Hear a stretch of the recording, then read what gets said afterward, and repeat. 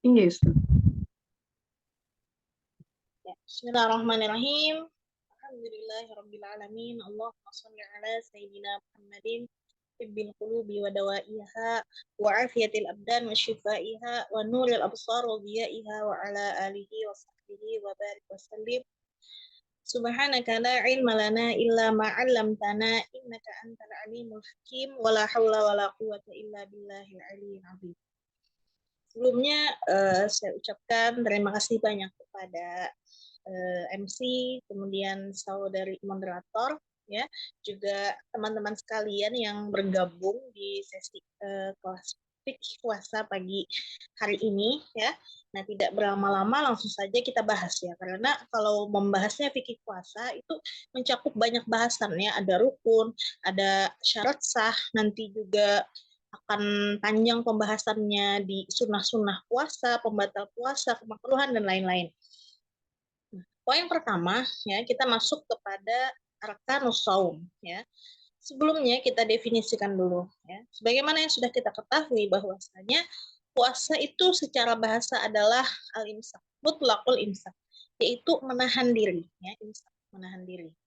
Secara syariat atau secara istilah puasa itu adalah al-imsaku an jami'il mufattirat min tulu'il fajri ila ghurubi syamsi bi niyatin makhsusah.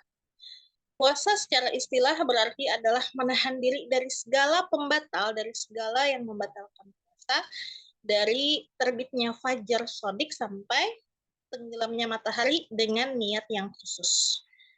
Qauluhu ta'ala fil Qur'anil azim, ya, firman Allah dalam Al-Qur'an, Bismillahirrahmanirrahim, ya ayyuhalladzina amanu kutiba alaikumusiyam kama kutiba alal ladzina min qablikum la'allakum tattaqun. Kita masuk langsung ke rukun puasa. Ya. Rukun puasa yang pertama adalah niat. Nah, jadi juga kan disampaikan oleh MC niat ya, kita tak niat. Nah, pertama-tama itu dalam rukun semuanya sholat ya, ibadah yang lain yang pertama juga pun puasa adalah niat yang pertama. Jadi rukun yang pertama adalah niat. Baik itu puasa yang wajib ataupun puasa yang sunnah, rukun pertamanya adalah niat. Liqauli Nabi Shallallahu Alaihi Wasallam, innamal a'malu binniyat. Hanya saja segala perbuatan itu diawali dengan niat ya. Nah, jadi untuk puasa sendiri wajib niat untuk setiap harinya. Nah, lalu ada perbedaannya antara niat puasa wajib seperti sekarang yang kita jalani yaitu puasa Ramadan dan niat puasa sunnah. Ya, itu ada perbedaannya, ada perbedaan antara niat puasa fardu, puasa Ramadan, dan niat puasa sunnah. Kalau niat puasa wajib, puasa Ramadan yang sekarang kita jalani, nah ini waktu berniatnya masuk dari terbenamnya matahari sampai terbitnya fajar. Tapi di sini wajib niatnya itu tabyid atau dimalamkan niatnya. Makanya kita ya seringkali berniat ketika selesai sholat tarawih gitu ya, sama-sama di masjid tadi sholat tarawih. Nah ini wajib untuk dimalamkan niatnya. Nah sedangkan kalau niat puasa sunnah itu masuk waktunya dari terbenam matahari ya, dan itu terus menerus sampai zawal atau tergelincirnya matahari. Dan ketika puasa sunnah tidak wajib niatnya dimalamkan atau berniat di malam hari, tidak wajib itu untuk puasa sunnah. Kemudian untuk niat puasa fardu, puasa wajib itu wajib yang namanya ta'yin atau ditentukan. Nah, puasa apa? Puasa Ramadan ya. Atau misalnya puasa wajibnya puasa membayar kafarat atau puasanya nazar atau qada. Nah, ini wajib ta'yin atau wajib ditentukan. Sedangkan niat puasa sunnah tidak wajib ta'yin, tidak wajib ditentukan kecuali puasa tersebut adalah puasa yang muakkad atau yang waktunya tertentu seperti hari Arafah ya atau hari Asyura. Kemudian untuk niat puasa wajib itu tidak boleh dikumpulkan ya dua puasa wajib dalam satu hari. Nah, misalnya nih di luar Ramadan ngumpulin satu hari untuk puasa nazar sama puasa qada. Nah ini tidak diperkenankan ya, tidak boleh. Jadi satu hari hanya untuk satu puasa wajib. Sedangkan niat puasa sunnah ini boleh dihimpunkan antara dua puasa sunnah ya atau lebih ya dengan satu niat itu boleh. Ini perbedaan antara niat puasa fardu dan niat puasa sunnah. Jadi rukun yang pertama, rukun puasa yang pertama adalah niat ya. Niat. Kemudian rukun yang kedua, rukun puasa yang kedua adalah tarku mufattir ya, atau meninggalkan pembatal puasa. Ini rukun puasa yang kedua. Tarku mufattir atau meninggalkan pembatal puasa. Ya. Ya, dalam keadaan dia itu zakiron, ya, ingat, bukan lupa ya, bukan dalam keadaan lupa. Ini dia dalam keadaan ingat, kemudian muktaron, dia itu bisa memilih bukan karena dipaksa atau diancam ya. Kemudian dia ini ghairu jahil, bukan orang yang jahil, bukan orang yang bodoh ya. Yang mana jahilnya ini ma'dzur, yang dianggap keuzuran. Fala yabtul, maka tidak batal puasanya orang yang berbuka dalam keadaan lupa. Mungkin misalnya kelupaan siang-siang ya, keingatannya nggak puasa padahal puasa. Ya, kolkas misalnya haus bangun tidur. Nah, ini kan dalam keadaan lupa, nah, tidak mengapa. Nah, jadi rukun kedua itu meninggalkan pembatal puasa ya. Dalam keadaan dia ingat, bisa memilih dan bukan jahil, tidak bukan jahil gitu ya. Tahu tahu ilmunya kalau pembatalnya apa saja. Nah, kemudian ada orang yang jahil, maksudnya bodoh, tidak tahu ilmu tentang puasa ini gitu ya, yang diambil atau dianggap dia itu uzur, ya, dianggap keuzuran karena kejahilannya seperti apa sih ya. Nah, yang pertama orang jahil yang dianggap ini adalah sebuah keuzuran, orang yang dia itu tinggal jauh dari ulama, ya. Tapi dikira-kirakan sekarang sudah tidak ada ya, karena sekarang sudah dakwah itu menyebar gitu ya. Nah, kemudian yang kedua, orang ini baru masuk Islam. Nah, ini mungkin ada seorang mu'alaf ya, baru masuk Islam, kemudian dia tidak tahu. Ini ya, termasuk orang yang jahil yang ma'dzur. Dianggap ini adalah sebuah keuzuran. Nah, jadi ringkasnya rukun puasa ada dua. Yang pertama adalah niat ya. Yang kedua adalah meninggalkan segala pembatal puasa ya. Nah, kemudian kita masuk ke syarat sah puasa. Ya, syarat sah puasa. Nah, apabila syarat-syarat ini terpenuhi, maka sahlah puasa seseorang. Ya. Ada 4 syarat sah puasa. Yang pertama adalah Islam. Maka disyaratkan ya, seorang yang puasa itu dia Muslim sepanjang siangnya. Ya, itu ya Islam ya, syarat sahnya. Maka jikalau semisal waliyadzubillah dia murtad ya, walaupun lahdzah wahidah, walaupun sebentar ya, maka puasanya batal. Kalau dia murtad tiba-tiba nih di siang hari, maka puasanya batal. Jadi syarat sah puasa yang pertama adalah Islam. Ya, kemudian yang kedua, syarat sah puasa adalah berakal. Nah, maka disyaratkan dia adalah seorang yang aqilan mumayyizan ya, seorang yang berakal jami'an nahar sepanjang siang puasanya itu. Apabila jikalau dia misalnya tiba-tiba gitu ya, kena penyakit gila misalnya, itu bilang kalau junna walolah walaupun sekejap, maka puasanya batal ya. Puasanya batal. Jadi yang pertama Islam, yang kedua berakal, yang ketiga an-naqa'u minal haidh wan nifas, yang ketiga suci dari haid dan nifas. Suci dari haid dan nifas. Maka disyaratkan seorang perempuan jika dia berpuasa dia harus suci ya, sepanjang siangnya puasa itu dia harus suci. Semisal nih udah di akhir siang udah mau berbuka misalnya semenit lagi buka puasa gitu ya, kemudian keluar darah haidnya, maka batalah puasanya gitu ya.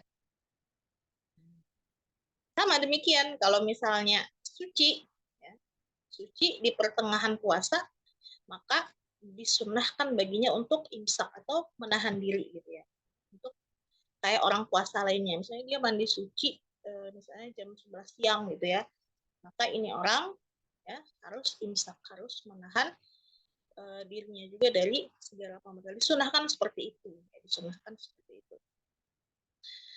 Jadi yang pertama syarat puasa Islam, yang kedua berakal, yang ketiga suci dari haid dan nifas. Kemudian yang keempat terakhir al-ilmu bikaunil waqti qabilan nisam, yang artinya adalah dia tahu bahwasanya hari yang dia puasa itu puasanya sah padanya gitu ya, bukan hari yang dilarang puasa ya, bukan hari yang diharamkan puasa. Jadi ada 4 syarat sah puasa. Nah, kemudian kita beralih ke sunnah-sunnah puasa. Ini banyak sekali ya, sunnah-sunnah puasa itu banyak sekali. Yang pertama adalah menyegerakan berbuka puasa apabila sudah yakin, gitu ya, sudah yakin terbenamnya matahari. Karena sekarang kita kan sudah banyak kemudahan ya, ada azan, beduk, maghrib ya, dan lain-lain. Jadi sunnah hukumnya untuk menyegerakan berbuka puasa dengan segera apabila sudah yakin ya, sudah yakin ini sudah sampai waktu maghrib gitu ya. Sunnahkan takjil atau menyegerakan berbuka. Yang kedua sunnah sahur ya, walau bijur atima, walaupun dengan seteguk air ya, disunahkan sahur, jangan meninggalkan sahur ya, karena sahur ini dapatkan pahala kesunahan, dapatkan pahala sunnah walaupun cuma seteguk air ya. Nah, kemudian masuk waktu sahur ini dari pertengahan malam. Nah, jadi dari jam 12 malam udah masuk waktu sahur, dapat pahala sunnah. Kalau kita minum seteguk air, diniatkan ini adalah sahur, maka hukumnya mendapatkan pahala sunnah. Kemudian yang ketiga, mengakhirkan waktu sahur, tapi dikira-kirakan, jangan sampai mengakhirkan waktu sahur itu sampai jangan sampai keterlaluan juga gitu ya, melambat-lambatkannya gitu ya. Nah ini, nah, misalnya mengakhirkan sahur jam 4 sampai setengah 5 gitu ya. Nah ini hukumnya sunnah, mengakhirkan atau mengakhirkan waktu sahur, tapi tidak berlebihan juga dalam memperlambatnya gitu ya. Nah, kemudian disunahkan imsak. Makanya kan di tempat kita ada ya, pengumuman waktu imsak jam sekian-sekian. Nah, itu hukumnya sunnah. Jadi jangan menunggu fajar sodik atau azan subuh baru selesai minum atau makan gitu ya. Nah, lebih baik kita ikhtiar atau berhati-hati mengikuti jam imsak saja. Jadi ketika sudah imsak ya, bunyi imsak, nah itu sudah tidak makan lagi dan tidak minum lagi ya. Nah, ini disunahkan untuk imsak. Itu disunahkan dari jangan makan atau minum ya ketika waktu imsak itu ya dikira-kirakan rubuh sa'ah atau sekitar 4 jam atau 15 menit sebelum azan subuh ya, yang sebagaimana sudah ada ya di jadwal-jadwal jam imsak kita ya. Jadi yang pertama tadi menyegerakan berbuka, yang kedua sahur, yang ketiga sunnah imsak, menahan tidak makan lagi dan tidak minum lagi sekitar 15 menit sebelum fajar shadiq atau azan subuh ya. Kemudian yang keempat disunahkan ya, sunnah puasa ini juga berbuka dengan kurma ya, berbuka dengan kurma. Yang istilahnya itu yang pertama adalah rutop. Ini perbedaan jenis kurma kalau di Arab ya. Jadi utamanya itu berbuka dengan rutop, kurma yang basah ya, dengan jumlahnya yang ganjil 3, 1, 3 ya. Nah, ini didahulukan. Kalau ada kurma rutop didahulukan gitu ya. Kalau tidak ada kurma rutop, busrin. Nah, ada juga jenis kurma yang namanya busar ya di Arab. Kalau tidak ada busar, fatamrin ya, tamr. Kurma juga ya, cuman beda-beda jenisnya. Intinya diutamakan itu kurma ya, mendapatkan pahala kesunahan. Kalau tidak ada kurma, disunahkan ma'uz zamzam, air zam-zam. Kalau tidak ada air zam-zam, kurma tidak ada, air zam-zam tidak ada, maka air putih biasa ya. Kalau tidak ada air putih biasa, maka fahulwin ya, maka dengan makanan yang manis. Tapi makanan yang manis di sini yang terlebih dahulu diutamakan adalah makanan atau minuman manis yang memasaknya tidak yang tidak disentuh api gitu ya. Misalnya kayak anggur yang kering, kismis gitu ya, atau asal, madu. Kemudian kalau tidak ada ini, misalnya tidak ada hulwun ini, ya, makanan atau minuman yang tidak disentuh dengan api memasaknya, maka hilwa, hilwa ini atau hulwa itu manis-manisan yang dimasak dengan api. Misalnya kue-kue yang manis, nah ini baru itu ya. Jadi kalau ada istilah berbukalah dengan yang manis-manis, maka untuk mendapatkan pahala kesunahan itu kita dahulukan kurma jika ada, ya. Kita dahulukan kurma, ya. Kemudian kesunahan puasa yang kelima adalah membaca doa ketika berbuka puasa.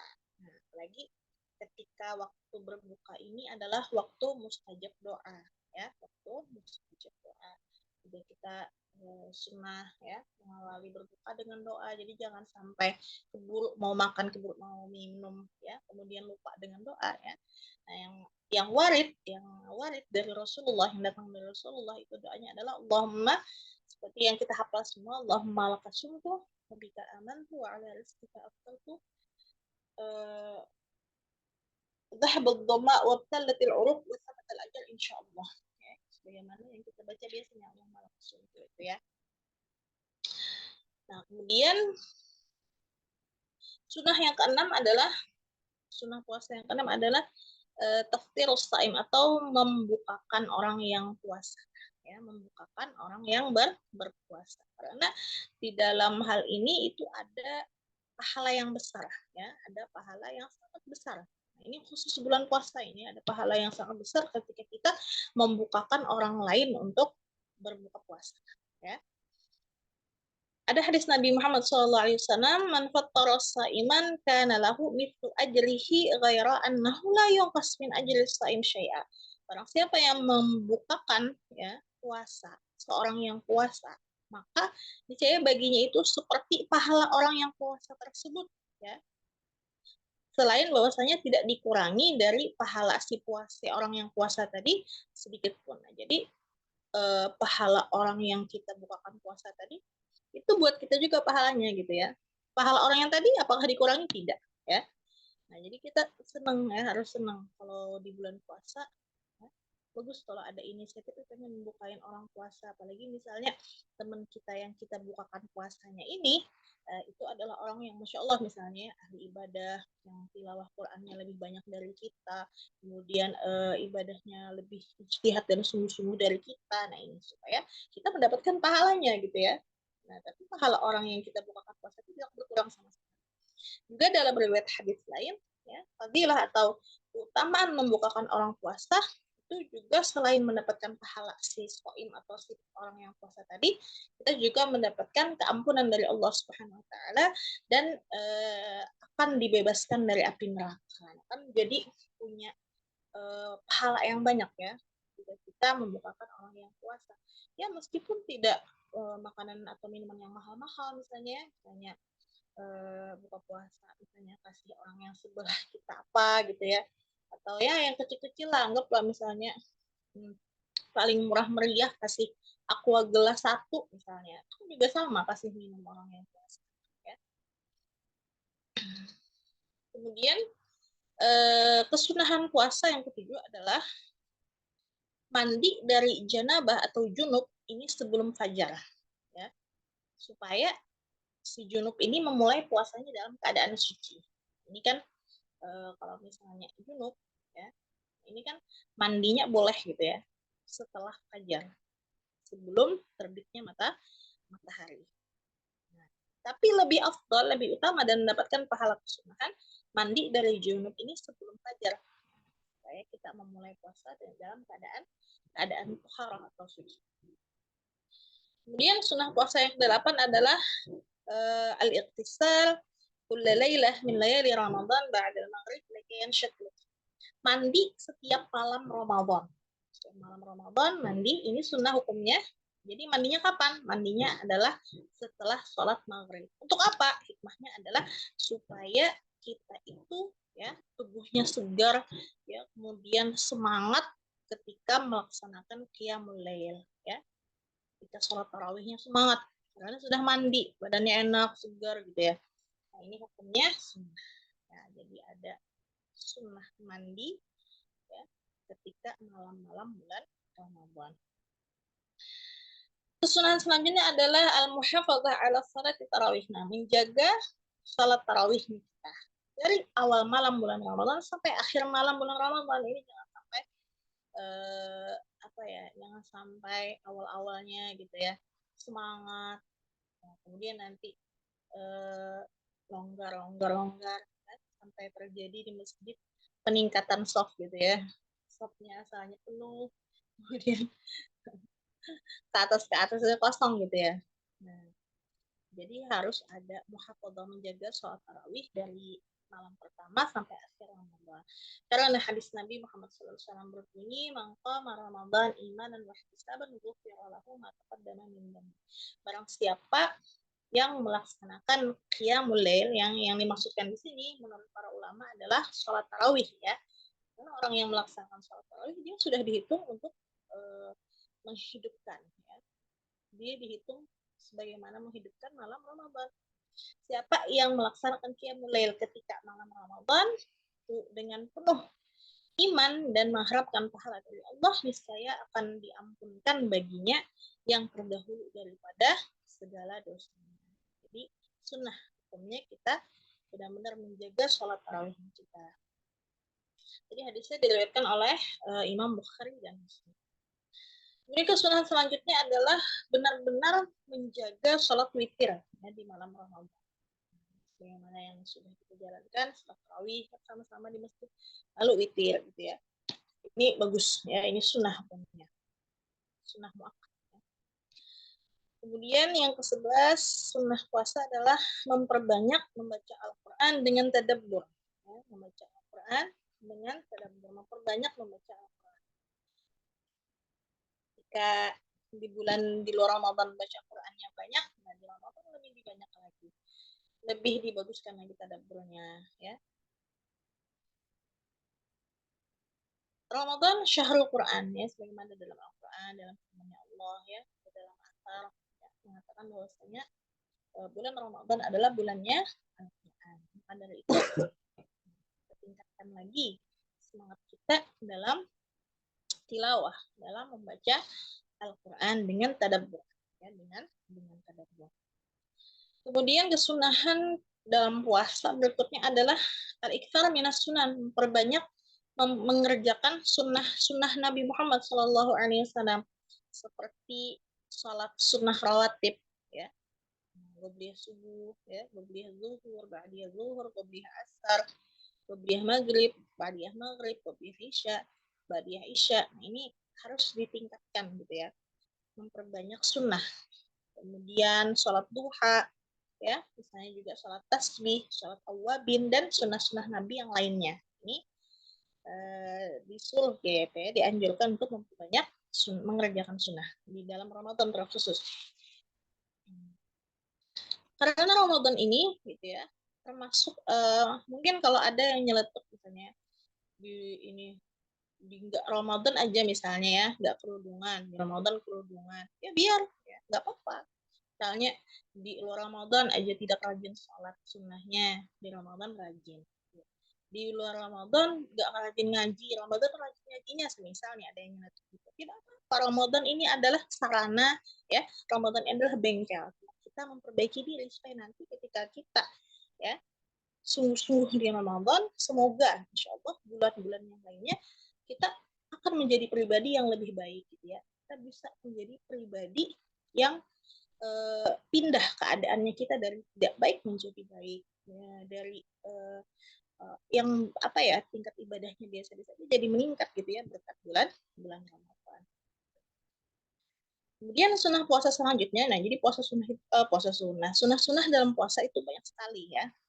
Nah, lagi kalau dilaksanakannya Ramadan, yang mana kita tahu bahwasanya di bulan Ramadan ini Allah Subhanahu Wa Taala menjanjikan pahala yang berlipat-lipat ganda. Ya. Allah memberikan banyak pemberian di bulan Ramadan, makanya kita bagaimana supaya bisa mendapatkan pemberian dari Allah berupa kasih sayangnya, ampunannya, kemudian pembebasan dari api neraka, sampai diriwayatkan dalam hadis orang yang asalnya dia itu sudah dicatat sebagai ahli neraka, tetapi karena di Ramadan dia mendapatkan taufik hidayah untuk berijtihad, berubah, taubat, maka dia dicoret gitu ya, asal jadi penghuni neraka maka dia menjadi ahli surga. Jadi jangan putus asa, gitu. Jangan putus asa. Jadi perbanyak berbuat baik, perbanyak beramal soleh di bulan Ramadan ini. Kemudian sunnah puasa selanjutnya adalah memperbanyak mengerjakan amal soleh seperti sedekah ya, jadi termasuk membukakan orang puasa ya. Apalagi kalau di Indonesia kan biasanya kita berkirim hampers gitu ya, hampers atau pemberian ya. Nah itu sedekah ya, perbanyak sedekah. Kemudian silaturahmi ya, silaturahim. Kemudian perbanyak menghadiri majelis ilmu. Nah ini kan ya sebagaimana yang sudah ini ya, masya Allah teman-teman laksanakan ya, mengadakan kelas-kelas dakwah, mengadakan kelas-kelas sharing keilmuan. Ini juga termasuk menghadiri majelis ilmu ya. Kemudian i'tikaf, memperbanyak i'tikaf.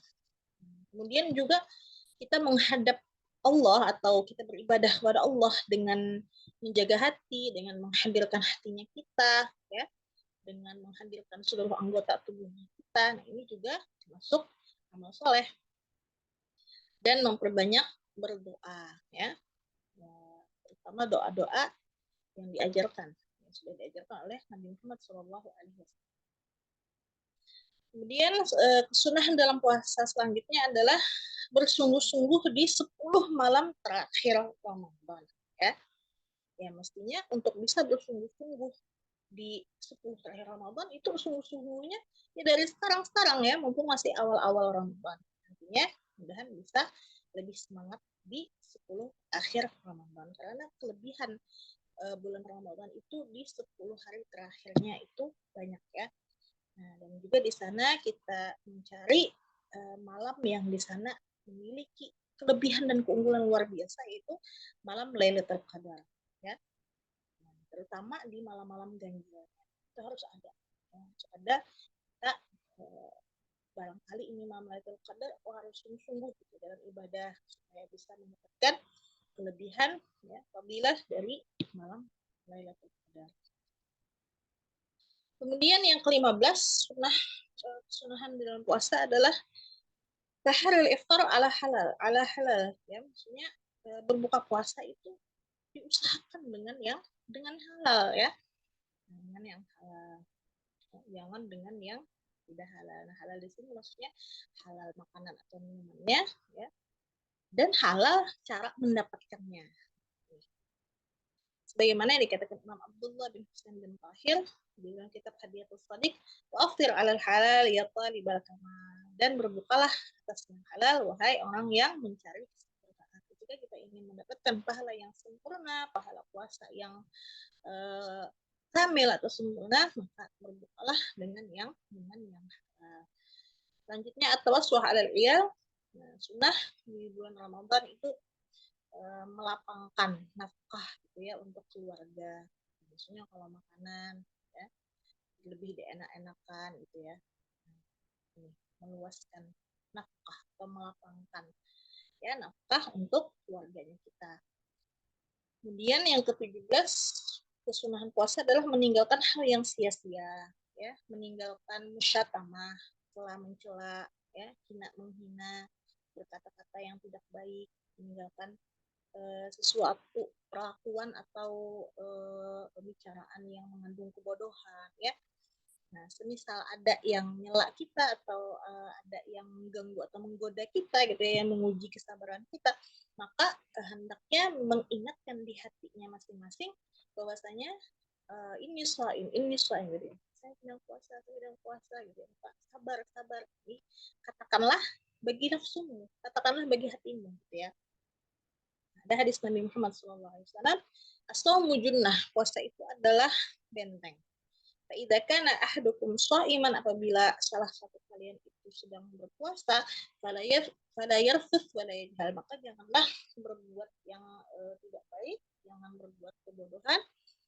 Wa inni mar'un qatalahu, apabila ada seseorang yang memusuhinya, aw syatamahu, atau mencelanya, faliyaqul, maka hendaklah dia berkata untuk nafsunya, untuk dirinya, inni shaim maratain, inni shaim, saya sedang puasa, maka bisa dari kata-kata itu gitu ya, untuk kita bisa bersabar ya menghadapi godaan yang sedang ada gitu ya. Ini merupakan kesunahan-kesunahan dalam puasa ya. Kemudian kita beralih kepada hal yang bukan pembatal puasa. Ini untuk membahas hal yang bukan pembatal, kita harus memahami dulu apa saja sih pembatal puasa ya. Apa aja pembatal puasa itu? Pembatal puasa itu terbagi dua. Ada yang pertama itu bagian yang mana dia itu membatalkan pahala puasanya. Ya. Puasanya tidak batal, tapi pahala puasanya batal. Ini tidak wajib qadha. Ya. Puasanya sah, tapi pahala puasanya hilang. Yang dinamakan muhbitat, penghilang pahala puasa. Nah, ini tidak wajib qadha jika kasusnya pembatalnya hanya pembatal pahala puasa. Yang kedua, ada pembatal yang membatalkan puasa, ya. Membatalkan puasa demikian pahalanya. Jadi puasanya batal, pahala puasanya juga batal. Kalau yang nomor 1 tadi, puasanya tidak batal, tapi pahala puasanya batal. Nah, di sini yang bagian kedua ini yang wajib qadha, yang ini dinamakan mufakkirah, ya, yang membatalkan puasa itu sendiri. Ya. Nah, yang bagian pertama yang al-muhbitat, ya, yang menghilangkan atau yang membatalkan pahala puasa, sabda Nabi Muhammad SAW, kam min shaim laisa lahu min shiyamihi illa al-ju' wal 'atash. Berapa banyak orang yang puasa tapi puasanya itu tidak lain hanya menahan lapar dan haus saja. Nah, ini di antara pembatal pahala puasa, ya, pertama adalah ghibah, ya, ghibah. Nah, jadi ghibah ini orang yang melakukan ghibah di ketika puasa Ramadan, puasanya tidak batal, ya, karena dia tidak minum, dia tidak makan, tapi pahala puasanya batal. Nah, ini harus diwaspadai, karena akan sia-sia. Yang kita dapatkan hanya lapar dan haus, akan tetapi pahala puasa kita hilang sebab ghibah. Ya. Yang kedua adalah namimah, adu domba. Ya. Apa itu namimah, adu domba? Yaitu memindah-mindah perkataan gitu ya, dengan maksud untuk memfitnah, ya, mengadu asah, ya, untuk memfitnah. Ini juga membatal pahala puasa. Kalau ghibah ya. Ini ini supaya peserta kita bisa mengikuti perlahan, apakah tidak apa-apa gitu nanti untuk setiap topiknya kita coba kasih kesempatan dulu untuk pertanyaan gitu. Ya.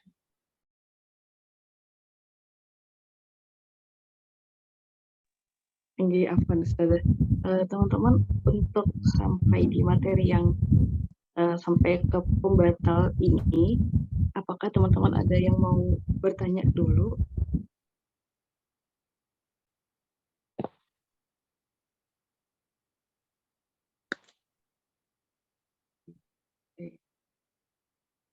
Boleh, semisal sudah ada pertanyaan nanti sambil diketik dulu di kolom chat, atau ingin bertanya langsung via on mic, via raise hand gitu.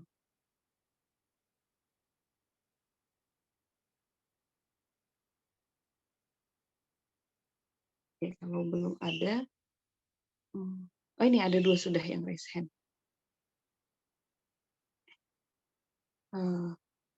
Boleh dari Kak Siti Nursaidah dulu.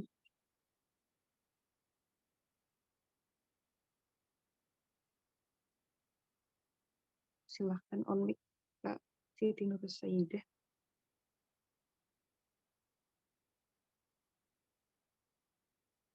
Ini. Ya, Assalamualaikum warahmatullahi wabarakatuh. Waalaikumsalam warahmatullahi wabarakatuh. Ya, mohon maaf, ulun tutup video, sedang ada anak. Inggi, ini Ustazah mau bertanya, kalau misalkan lupa untuk berniat itu gimana Ustazah?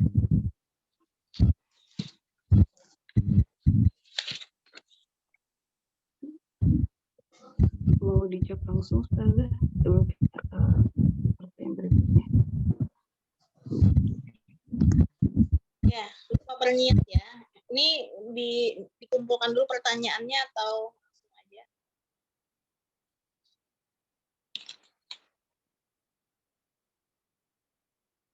Boleh langsung aja enggak Ustaz?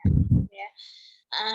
Jadi lupa berniat ini makanya kita kalau di awal malam pertama Ramadan itu berniatnya dengan 2 kali gitu ya.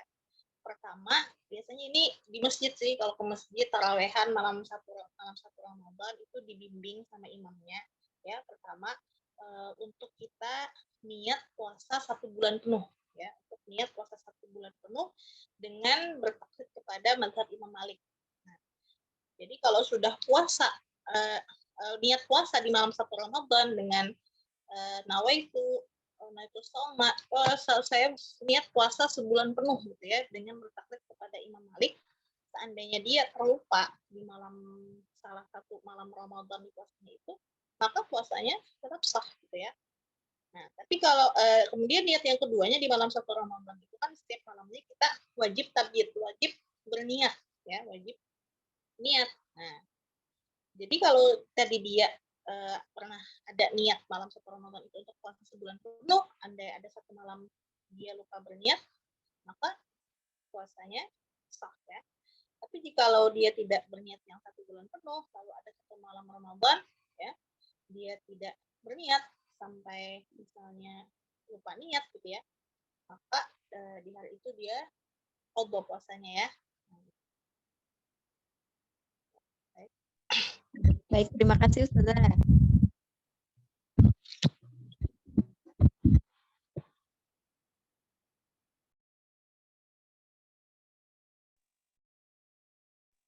Nah, Toyib, untuk penanya kedua, tafadhol Kak Lisdia.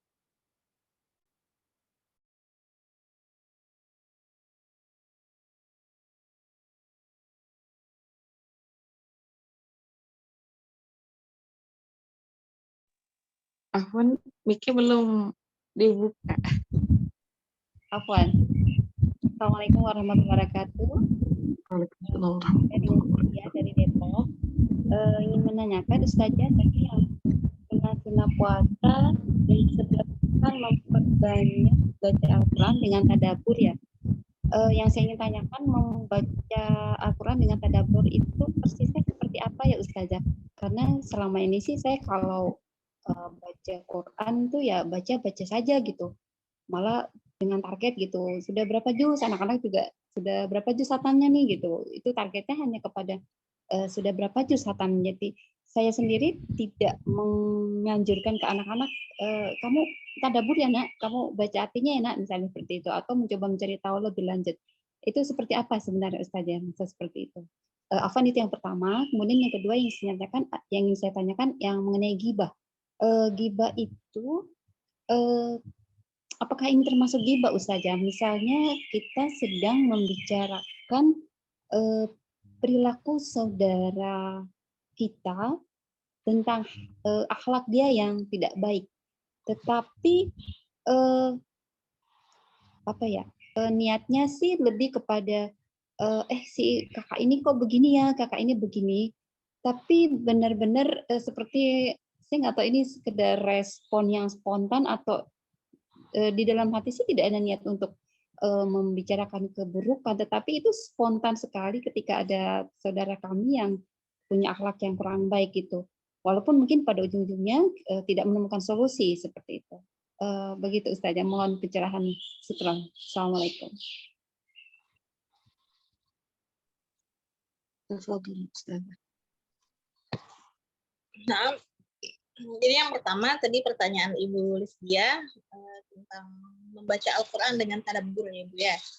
Nah, jadi membaca Al-Quran ya dengan tadabbur ya artinya dengan memperhatikan gitu ya, maksudnya memperhatikan tajwid bacaannya gitu ya, kemudian dengan menghadirkan hatinya kita ya, kemudian alangkah lebih bagus lagi dengan memikirkan gitu ya, bagus kayak membaca terjemahnya juga ya, Tapi yang kita biasa itu lakukan memang betul yang kata Ibu ya, kita membaca yang begitu targetnya jus-jusan gitu ya. Nah, tanpa kita tahu artinya dan maknanya. Nah, itu juga sama ya, pahalanya satu huruf sama dengan 10 kebaikan. Nah, jadi tidak dipermasalahkan yang harus dengan terjemahnya apa gitu ya dibaca. Nah, yang pastinya dengan tadabbur di sana kita membacanya dengan hati yang tidak alpa dan lalai ya, dengan menghadirkan hati kita dengan mengharap pahala dari Allah Subhanahu wa taala, dengan berniat ingin mendapatkan ridha dan pahala dari Allah. Jadi tidak mesti yang harus kita juga buka baca terjemahnya atau apa, yang pastinya kita hadirkan hati kita. Ya, itu yang maksud dengan tadabbur. Artinya dengan penuh renungan, artinya hati kita tidak lalai gitu ya, Bu ya. Gitu. Jadi tidak mengapa yang tidak harus yang buka terjemahnya atau apa gitu ya. Nah, kemudian pertanyaan kedua yang seperti kata Ibu tadi ya, kan gibah itu definisinya kita menyebut atau menceritakan tentang saudara-saudari kita se-Islam ya, tentang apa yang dia benci, apa yang dia tidak suka jika kita bicarakan itu. Walaupun kita itu benar gitu ya, kita mengatakan apapun tentang dia itu adalah suatu fakta. Nah, tapi jika orangnya tahu, orangnya tidak suka. Tapi ada beberapa hal ya yang mana gibah ini itu boleh ya. Dari cerita Ibu tadi itu seperti kita membicarakan orang lain tapi untuk ibroh gitu ya, untuk mengambil pelajaran supaya kita tidak memiliki akhlak seperti orang tadi gitu ya, Bu. Nah, itu termasuk ke dalam pengecualian ya, insya Allah jika yang spontan kemudian itu kita niatkan untuk mengambil pelajaran, maka tidak membatalkan pahala puasa atau insya Allah tidak berdosa. Karena di dalam bab ghibah, bab dusta juga ada dusta yang diperbolehkan seperti apa. Ghibah juga seperti itu, ada ghibah yang diperbolehkan seperti apa. Di antaranya yang tadi ya, kalau ghibah kita mengambil ibrah atau pelajaran itu tidak insya Allah seperti itu. Masya Allah, alhamdulillah. Baik, jazakillah khair Ustazah.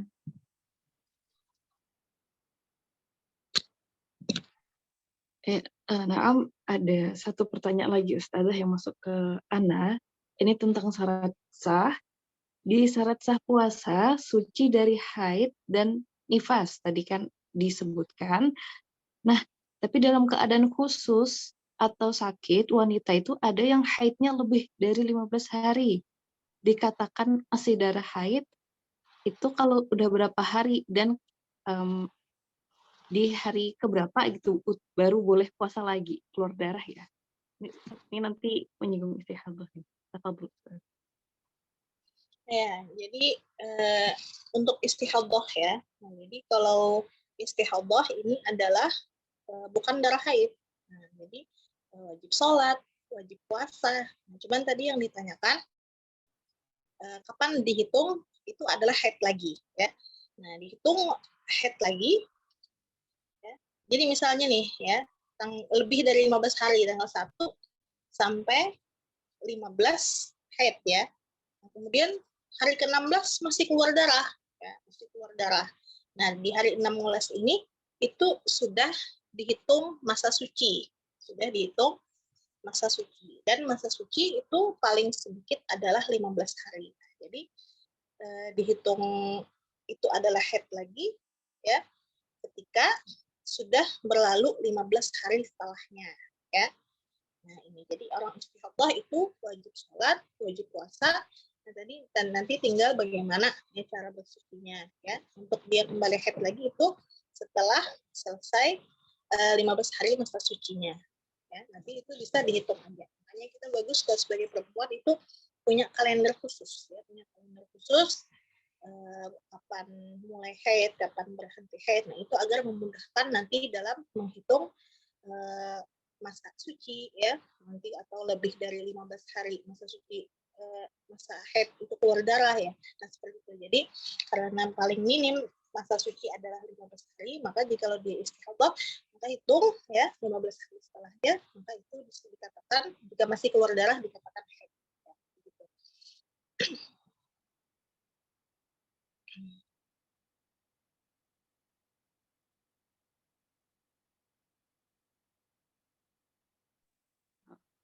Tafadhol. Ustazah, ini sedikit pertanyaan lanjutan dari Ulun mengenai tadi haid dan istihadah. Nah, kalau misalnya dia ini sudah suci kan di hari ke-6, tapi di tanggal 13 dia keluar lagi, di hari ke-13 dia keluar lagi. Nah, hari ke-13 sampai 15 itu katakanlah ternyata nanti lebih dari 15 hari. Nah, 13 sampai 15 itu apakah wajib tarabush atau sudah langsung dihukumi istihadah karena merasa berbeda dari adat yang biasanya gitu. Karena berbeda adat ya. Nah, jadi itu karena masih dalam kurun 15 hari, ya, masih dianggap haid. Nah, kita ambil kaul yang kalau di dalam fikih mar'ah itu ada kaul sahab ya, ada kaul yang tidak sahab. Nah, jadi kita ambil walaupun berbeda dari adat ya, itu adalah masa haid dari 13 sampai 15 masih haid ya. Seperti itu. Nanti jikalau masih keluar darah di hari ke-16, maka itu baru dikatakan istihadah. Nah, Ustazah, tadi adalah pertanyaan terakhir. Monggo untuk topik berikutnya, Ustazah. Ya, kita tadi di pembatal puasa, jadi ada riba, ada namimah, kemudian ada bohong ya. Untuk pembatal puasa yang pembatal pahalanya. Kemudian yang keempat ada melihat atau memandangi sesuatu yang haram, baik itu yang haram atau yang halal dengan syahwat juga membatalkan pahala puasa. Kemudian yang kelima, pembatal pahala puasa adalah al-yaminul kadzibah, itu sumpah palsu. Nah, kemudian ini yang kedua, bagian kedua, hal-hal yang membatalkan asal puasa, ya, jadi puasanya batal, wajib qada. Yang pertama adalah murtad, yang kedua adalah haid, nifas, dan wiladah, melahirkan. Pembatal yang ketiga adalah gila walaupun sekejap. Kemudian pembatal yang keempat adalah al-irma was sukru, atau irma itu pingsan ya, kemudian mabuk. Ya. Kemudian pembatal yang kelima adalah berjima bagi suami istri. Kemudian pembatal keenam adalah sampainya benda ya dari saluran yang terbuka sampai ke rongga. Kemudian pembatal yang ketujuh adalah mengeluarkan mani gitu ya. Kalau berfungsi mani. Nah, kemudian kalau yang diminta itu hal yang tidak membatalkan gitu ya. Hal yang tidak membatalkan. Kita kira itu pembatal padahal bukan gitu ya. Nah, tadi kalau pertama yang tadi tadi ada yang membahas ya. Jima itu membatalkan ya dengan berbagai bentuknya selama tidak lupa. Itu jima membatalkan puasa, kemudian nanti di siang Ramadan itu akan mendapatkan kafarat ya, dosa, kemudian nanti membayar kafarat ya. Yang mana kafaratnya itu pertama adalah merdekakan budak yang beriman, tapi sudah tidak ada sekarang ya. Kemudian pilihan yang kedua, puasa 2 bulan berturut-turut. Jika tidak mampu, sudah tidak mampu, maka memberi makan 60 orang miskin. Nah, bagaimana semisal bermesraan pada selain di kemaluan? Kalau jima kan sudah pasti di kemaluan. Kalau bermesraan pada selain kemaluan, ya, ini apabila mengeluarkan mani ketika bermesraan tersebut, maka puasanya batal dan berdosa. Ya. Nah, apabila jika tidak keluar mani, maka tidak membatalkan puasa. Ini bagi suami istri ya, bermesraan pada kemaluan. Jika tidak keluar mani, maka tidak membatalkan puasa, akan tetapi berdosa. Ya. Nah, sebagaimana haram jima, maka haram pula gitu ya pemanasannya. Nah, karena hal itu bisa membawa kepada jima. Ya. Nah, kemudian misalnya ada pertanyaan bagaimana kalau seorang laki-laki ihtilam atau mimpi basah saat berpuasa. Maka ini juga tidak membatalkan puasa menurut ijma ulama. Ya. Siapa yang bermimpi basah di malam atau siang Ramadan, ya tentunya di siang Ramadan maka puasanya sah. Ya. Nah, kemudian pagi hari dalam keadaan junub. sudah azan subuh tapi masih dalam keadaan junub, ini tidak membatalkan puasa. Jadi orang yang pagi hari dia dalam keadaan junub, tapi pagi harinya ini sebelum terbitnya matahari ya, nah ini puasanya sah ya. Nah ini untuk orang yang berjima di malam hari ya, dia belum mandi junub, lalu tiba sudah masuk waktu fajar. Nah, padahal dia masih junub, nah ini puasanya sah, dia tidak batal gitu ya. Makanya tadi di antara kesunahan puasa yang junub itu sunnah untuk segera mandi sebelum fajar ya, agar memulai puasa itu dalam keadaan suci. Nah, kemudian di antara pembatal puasa itu sengaja muntah ya, sengaja muntah. Nah, bagaimana kalau misalnya tidak sengaja gitu ya? Orang yang sengaja muntah di siang Ramadan puasanya batal. Tapi kalau tidak sengaja muntah maka tidak membatalkan puasa. Ya. Muntah tanpa sengaja itu tidak membatalkan puasa karena ada hadis Rasul Shallallahu Alaihi Wasallam, "Man dara'ahul qai' falaysa alaihi qada." Orang yang tidak tahan lagi muntah maka tidak diwajibkan qada. Ya. Ada beberapa keadaan misalnya orang yang hamil muda misalnya tidak sengaja tidak tahan gitu untuk menahan muntahnya, tidak sengaja muntah, maka tidak membatalkan puasanya. Nah, kemudian juga yang tidak termasuk pembatal adalah memuntahkan dahak, ya, memuntahkan dahak. Misalnya lagi batuk dalam keadaan puasa. Ini kan daruri, artinya darurat ya, harus memuntahkan dahak itu. Ya. Nah, nanti di beberapa keadaan, ya, misalnya mau memuntahkan dahak, tiba-tiba sudah keluar dari makhraj huruf H, ya, sudah keluar dari tengah tenggorokan menuju hat atau batas zahir tenggorokan, lalu ditelan lagi, nah itu baru nanti dianggap sebagai pembatal. Ya. Jadi kalau secara darurat untuk membatalkan dahak batuk, ya, itu tidak membatalkan puasa. Kemudian pembatal puasa juga diantaranya menelan sisa-sisa makanan di antara gigi-gigi. Mungkin ada nyempil apa makanan sisa makanan. Nah itu kalau ditelan maka biasanya puasa menjadi batal. Ya. Kemudian yang tidak termasuk pembatal lagi ya diantaranya ya memasang soft lens. Menetesi mata gimana ya? Menetesi mata, misalnya pakai tetes mata ya. Nah, pakai tetes mata itu tidak membatalkan puasa ya, atau pakai soft lens misalnya. Nah, karena dianggap mata itu bukan termasuk jauh atau anggota badan ya, dengan lubang terbuka, nah yang memiliki jurusan langsung ke perut seperti mulut, hidung, kuping, kubul dan dubur ya. Nah, meski kadang obat tetes mata itu ya saat diteteskan bisa terasa pahit di tenggorokan, itu sebab tetesan itu merembes turun melalui celah-celah yang ada. Tapi secara teknis mata tidak memiliki lubang yang menjurus langsung perut. Jadi tidak mengapa kalau pakai tetes mata ya, memakai soft lens ya, itu tidak mengapa. Ini sama bercelak mata juga tidak mengapa, ya, tidak membatalkan puasa. Mata. Kemudian suntikan juga ya, suntikan di urat. Karena itu bukan bukan mengenai lubang secara langsung, tapi itu disuntikan ke pori-pori. Ya. Itu tidak mengapa, tidak membatalkan puasa. Ya. Kemudian yang tidak membatalkan puasa juga mengerjakan perkara yang dilarang karena lupa. Tadi saya tidak sengaja lupa kalau lagi puasa bukan atau minum gitu ya, itu tidak mengapa.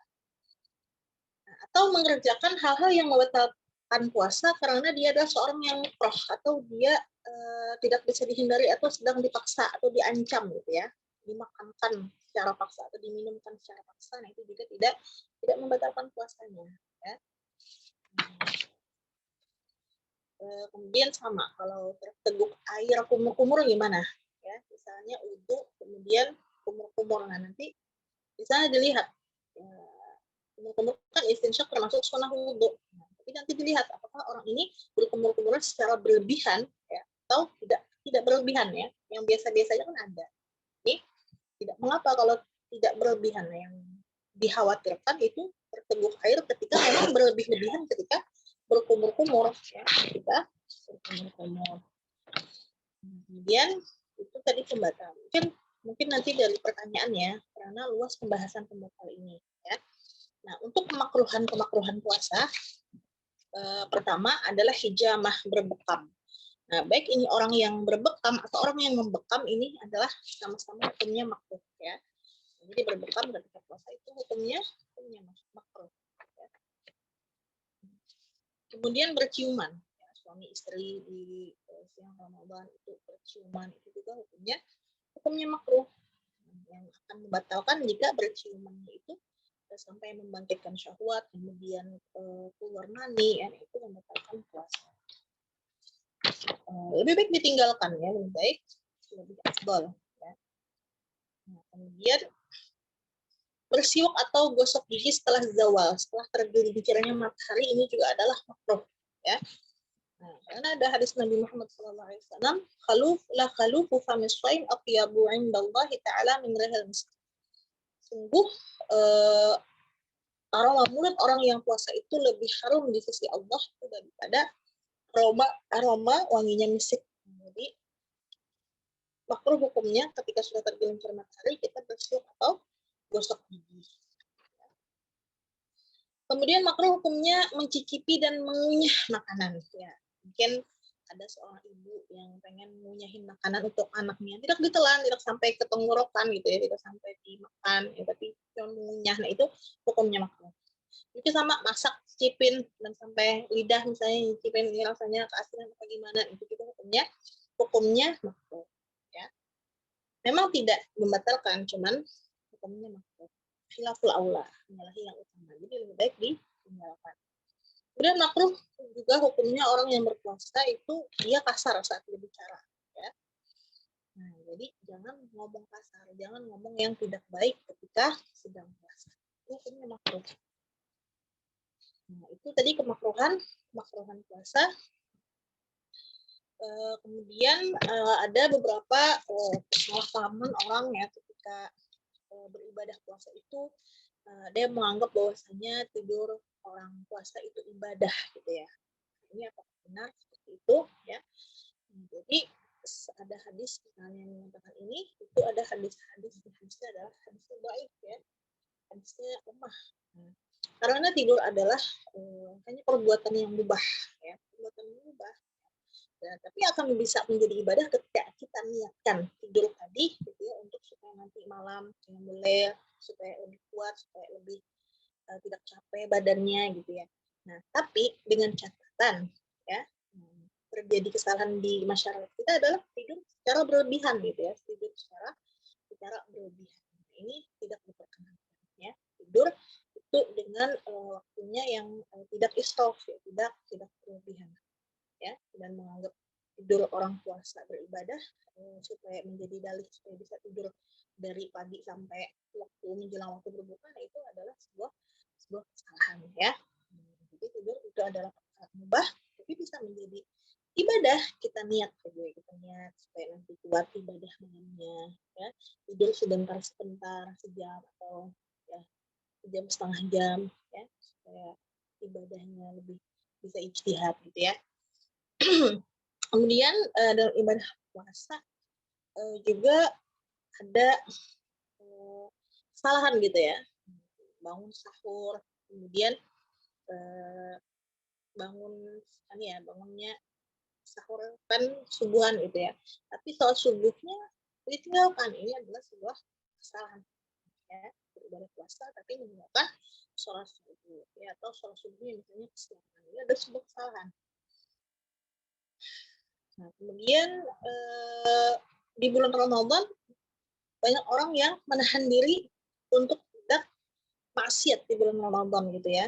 Nah, ini pemahaman ini yang seharusnya jangan hanya di bulan Ramadan menahan diri dari tidak berlaku maksiat, tapi di bulan-bulan lain juga disamakan gitu ya. Mungkin ini ya beberapa kesalahan dalam beribadah puasa Ramadan ya. Sahur, subuhnya kesiangan. Kemudian tidur sepanjang hari, sepanjang siang tidur gitu ya. dengan dalil puasanya tidurnya orang puasa adalah ibadah, ini juga sebuah kesalahan ya. Kemudian terakhir dari pembahasan itu adalah tentang syarat fidyah dan zakat ya. Syarat fidyah dan zakat. Apa sih itu fidyah? Fidyah itu berasal dari kata fada ya. Kata fada yang artinya adalah denda yang harus dibayar oleh seorang muslim ketika meninggalkan ibadah puasa. Nah, ini harus kita ketahui dulu ada macam-macam gitu ya. Orang yang di bulan puasa tidak dapat berpuasa. Ya. Nah, jadi ini ada 4 ya. Yang pertama, orang yang tidak bisa puasa gitu ya, karena ada sebab ya di bulan Ramadan tidak bisa puasa. Pertama, yang dia itu harus mengqadha dan juga fidyah. Jadi 2 nih, qadha juga, fidyah juga. Ini ada 2 ya, yang harus fidyah dan qadha. Pertama, orang yang berbuka di bulan Ramadan, maksudnya tidak puasa di bulan Ramadan, karena takut akan selainnya, ya. Takut akan selainnya ini maksudnya misalnya seorang wanita hamil, ya, seorang wanita hamil takut khawatir akan janinnya, ya, atau seorang ibu menyusui takut sama bayi yang disusukannya. Ini dia mengharuskannya untuk membayar qadha di luar bulan Ramadan dan juga fidyah, qadha serta fidyah ya. Ibu menyusui ya, bisa puasa tapi khawatir anak yang disusukannya sakit misalnya. Ini dia wajib qadha dan fidyah. Atau ibu hamil, dia sebenarnya sanggup puasa tapi dia khawatir kandungannya akan bermasalah, atau misalnya sama dokter tidak diperkenankan karena takut bayinya kenapa-napa dalam kandungan, maka ini dia wajib qadha dan fidyah. Nah, tapi ya, kalau semisal 2 orang ini, ibu hamil, ibu menyusui ini, ya, dia yang dia takuti adalah dirinya. Ya, ibu hamil takut dirinya, ya, kalau sakit, kalau dalam mengandung ini terjadi apa-apa, atau ibu menyusui takut dirinya sakit, ya, karena kurang asupan dalam menyusui atau apa, atau mereka berdua ini takut kedua-duanya, takut dirinya dan takut anaknya. Ya. Nah, maka keduanya ini hanya wajib qadha tanpa fidyah. Ya. Hanya wajib qadha tanpa fidyah. Nah. Kemudian yang kedua, ada yang masalahnya ini dia berbuka di bulan Ramadan, ya, dia mengakhirkan qadha, memperlambat qadha. Nah, ini juga orang ini nanti dapat qadha dan fidyah, ya. Dia harus qadha dan fidyah. Fidyah itu berapa, ya? Fidyah itu adalah 1 mud setiap harinya, ya, dari makanan pokok daerah atau kota atau negeri tersebut, ya. Dan fidyah itu akan berulang-ulangnya tahun. Artinya kalau lambat mengeluarkannya maka akan didobel dengan tahun yang berapa tahun dia tertunda atau disengaja dilambat-lambatkannya dengan catatan tanpa uzur, ya. Fidyahnya dan qadha puasanya akan double jikalau dia perlambat dengan tanpa uzur. Kemudian ada bagian yang selanjutnya itu ada orang-orang yang tidak mampu berpuasa di bulan Ramadan hanya diharuskan qadha tanpa fidyah, ya. Ya, seperti orang yang pingsan, ya. Nah, kemudian tadi orang yang lupa niat. Nah, ini hanya wajib qadha, tidak wajib fidyah, ya. Nah, kemudian orang yang menyengaja berbuka juga wajib qadha tanpa fidyah. Nah, kemudian ada bagian yang ketiga itu orang yang tidak bisa puasa di bulan Ramadan mengharuskan dirinya fidyah tanpa qadha. Hanya fidyah saja, tidak qadha. Siapa dia? Nah, mereka ini adalah orang yang sudah tua renta, ya, tidak sanggup berpuasa, puasa aja nggak sanggup, apalagi diminta qadha. Jadi mereka ini hanya wajib membayarkan fidyah. Kemudian orang yang sakit yang tidak diharapkan lagi dari sakitnya itu untuk sembuh, ya, sudah sakit parah gitu ya, ini juga hanya membayar fidyah, tidak wajib qadha.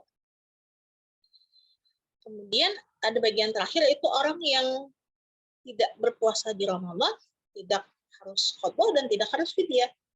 Ya, seperti orang gila, ya, yang tidak menyengaja dengan gilanya. Memang itu penyakit dari sananya gitu ya. Ini tidak wajib. Mereka tidak puasa maka tidak wajib khotbah juga dan tidak wajib fidyah. Karena aruf al-qalam sudah dilepaskan tanggungannya gitu ya. Nah, itu berkenaan dengan fidyah. Jadi fidyah itu dikeluarkan 1 mud ya. Nah, jadi untuk beras misalnya makan beras itu kurang lebih 675 gram. Berarti kurang lebih 1 liter ya, kurang sedikit.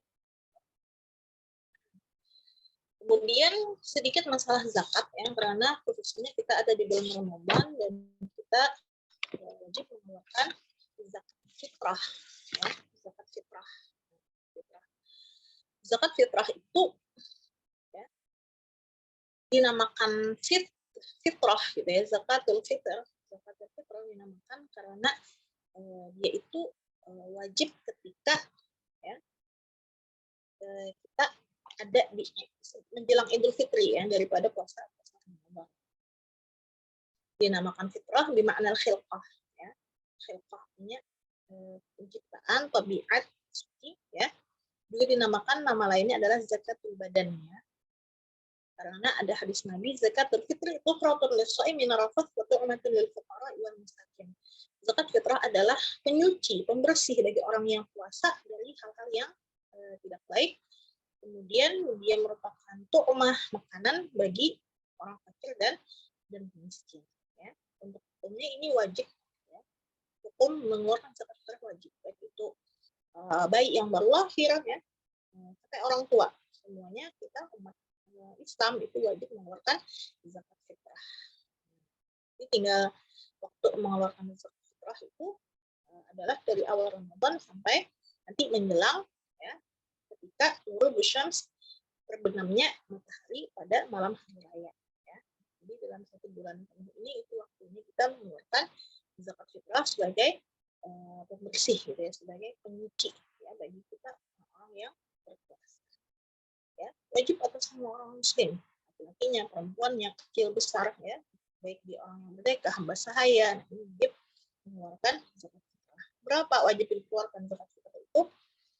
Ya, juga sama dari makanan pokok ya, dari satu negeri atau daerah atau kota ya, jagung ya, atau misalnya di Arab kurma, atau di Arab misalnya zabib, anggur ya, tempatnya kita beras, atau misalnya di Papua sagu misalnya ya.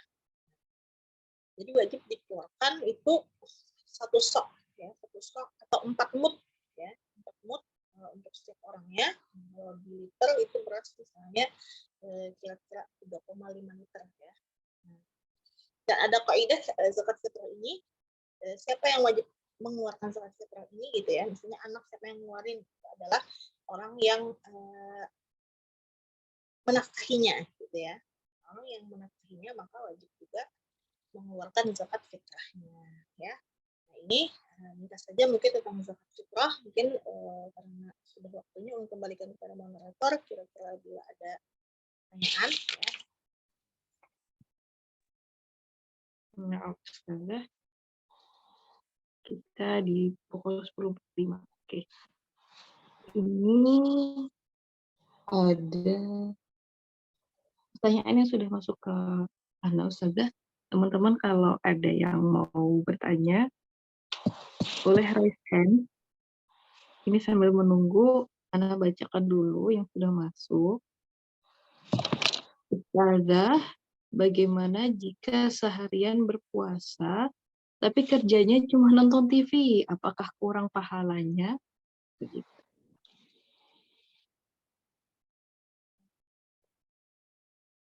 Langsung dijawab. Iya, tafadhol, Ustaz.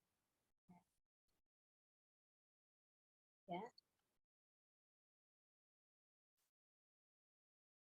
Ada pertanyaan tadi ya, bagaimana jika puasa tapi seharian hanya nonton TV misalnya ya, hanya nonton TV.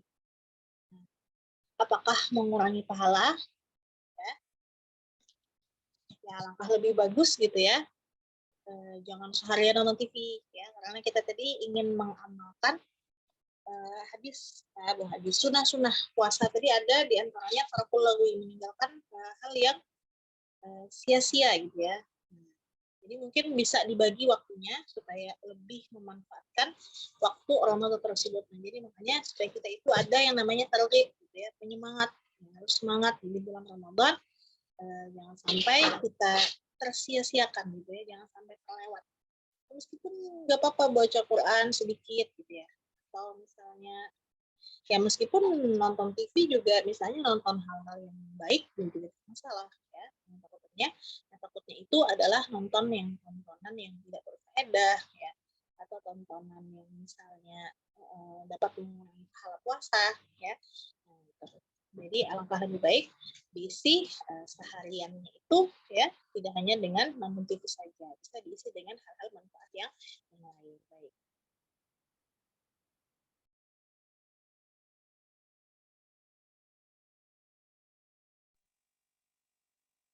Oke, baik. Bagaimana?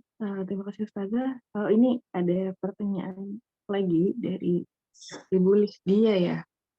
Tafadhol Ibu Lisdia, kalau ada yang ingin ditanyakan. Baik, Assalamualaikum. Ustazah, berkaitan dengan kodok tadi, yang ingin saya tanyakan, bagaimana mengganti puasa kita yang dulu waktu gadis SMP mungkin, atau sejak akhir balik, kemudian waktu itu juga ilmu agama saya belum terlalu bagus. Saya lupa apakah pada saat itu saya sudah sempat mengganti puasa Ramadan saya saat itu. Dan saya sudah tidak ingat lagi apakah sudah lunas atau kurang berapa gitu. Itu bagaimana mengganti Ustazah? Pertama itu. Yang kedua, apakah kita bisa mengkodok puasa ayah kita yang sudah meninggal? Bagaimana caranya? Mohon pencerahan Ustazah. Assalamualaikum. Waalaikumsalam. Ya, terima kasih banyak Ibu Lisdia, Masya Allah. Yang pertama, tadi pertanyaannya bagaimana ketika dulu ya, ketika sudah akil balik tapi masih minim pengetahuan agama, atau memang betul-betul tidak tahu, Bu? Waktu itu minim Ustazah. Dan lingkungan keluarga juga qadarullah tidak kurang mengingatkan saat itu. Ya, tapi mungkin tahu ya kalau misal puasa harus diqodho, tahu. Berarti tahu Ustazah. Tapi tidak meneliti kembali, tidak mengingat kembali. Oh, udah semuanya gitu, tidak. Ya. Artinya kesadarannya pada saat itu setengah-setengah kali seperti itu saja ya. Berarti dengan tentunya ya dengan bilangan yang tidak bisa dikira-kirakan berapa kodoan yang belum terlepaskan gitu ya. Nah, jadi bisa seperti ini Bu, mungkin nanti dari bulan Syawal bisa diambil dari puasa Senin Kamis atau puasa-puasa sunnah di di luar bulan Ramadan, itu diniatkan kodoknya Ibu ya, diniatkan kodok yang sudah lalu-lalu gitu ya, yang sudah berlalu tapi belum dikodok, niatkan. Jadi nanti Ibu ambil puasa Senin Kamis misalnya, atau puasa 6 hari bulan Syawal ya, diniatkan itu mengganti puasa yang telah lalu ya. Kemudian bagaimana untuk mengganti puasa orang tua yang sudah meninggal, itu dengan bilangan tertentu Bu, atau juga tidak diketahui? Tidak diketahui juga Ustazah.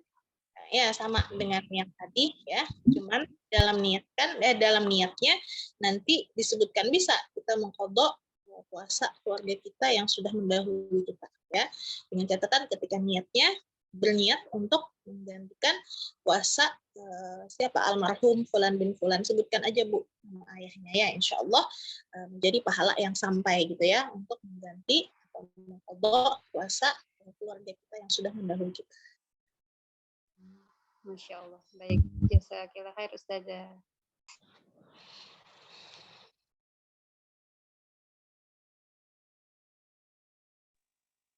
Ya, itu tadi pertanyaan dari Ibu Lisdia.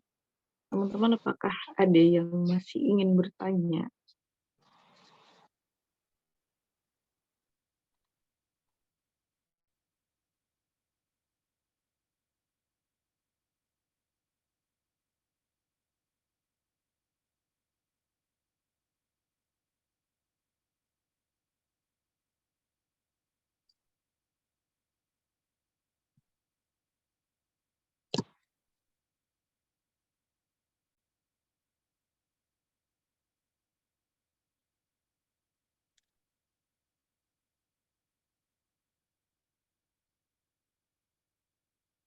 Oh ya, Afwan Ustazah tadi dari Pian materinya udah selesai kah atau mau ada lanjutan materi lagi?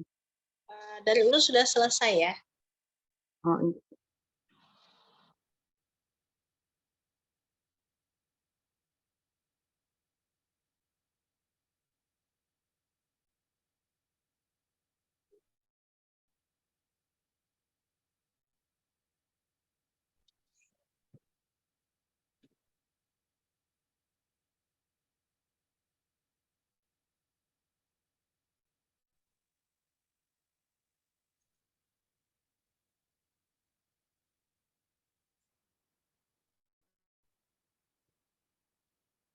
Nah, Ustazah ini ada pertanyaan yang masuk ke Ulun. Ya.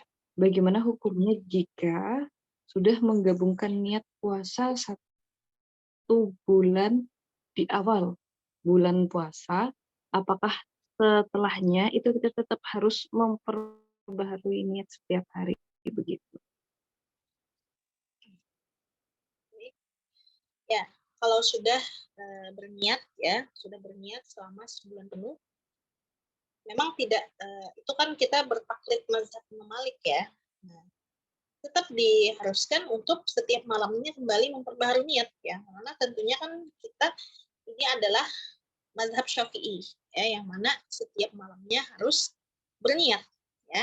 Nah, adapun yang tadinya kita berniat sebulan penuh taklid kepada Imam Malik, itu untuk kita berhati-hati jikalau nanti di pertengahan Ramadan ada kita yang kelupaan niat gitu ya. Nah, jadi harus diperbaharui niat ya. Jadi harus diperbaharui setiap malamnya. Ya, harus diperbaharui. Meskipun cuma etikat di hati, kan niat tidak harus dilafazkan. Nah, itu semua tidak. Cuma etikat di hati semalam ada puasa besok hari itu juga sudah cukup ya, sudah cukup karena niat itu mahalluhal qalb ya, tempatnya adalah hati. Sedangkan talafut melafazkan niat itu hukumnya sunnah dan juga itu faedahnya adalah untuk menolong membimbing hati kita ya.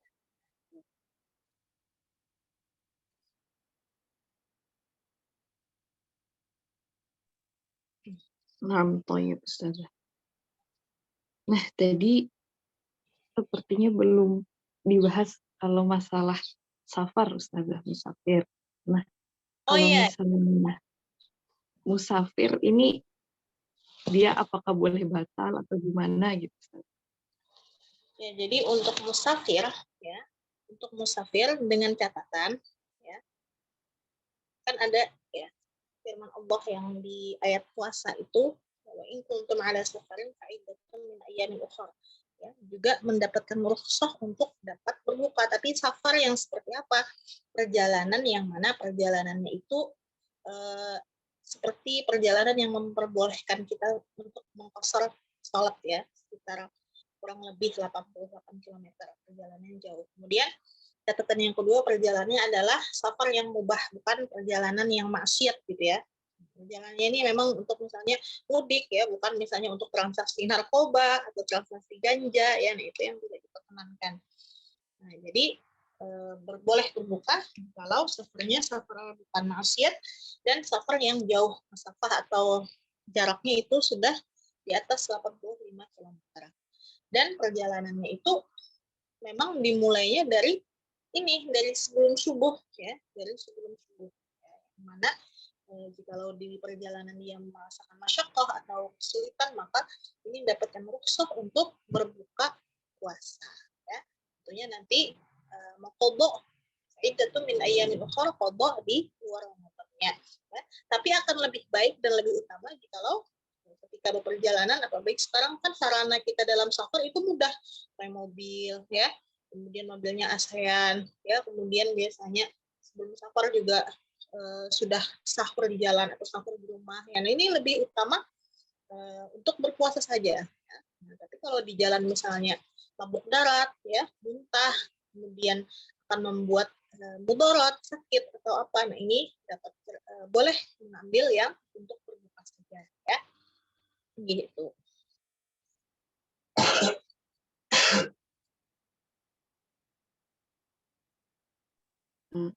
Oke, nah. Kalau kalau misalnya dia baru berangkatnya setelah subuh itu apakah berlaku atau tidak berlaku Ustazah ketentuan ini? berangkat ininya safarnya. Makanya setelah subuh ya. Tapi di rumah sempat sahur apa enggak? Anggapannya udah sahur, jadi kayak jam 8, jam 9 tuh baru berangkat gitu. Ya tetap berlaku kalau perjalanannya tadi panjang ya, kurangnya 80 km di atas itu, ya tetap berlaku ya. Kalau dia di jalan, jikalau meneruskan puasanya akan terjadi masyaqqah atau mudarat ya, maka boleh berbuka ya. Tapi lebih utama kalau tidak apa-apa, tidak muntah, tidak apa, tidak mampu darat, itu lebih baik dilanjutkan saja puasanya ya.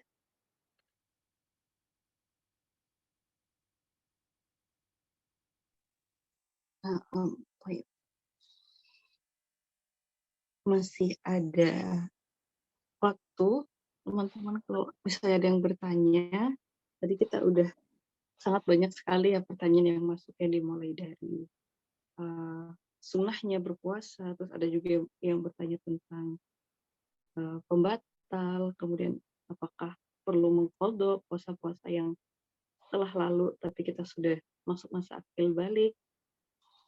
Silahkan teman-teman kalau misalnya ada yang mau bertanya lagi, gitu. Kita manfaatkan momen ini.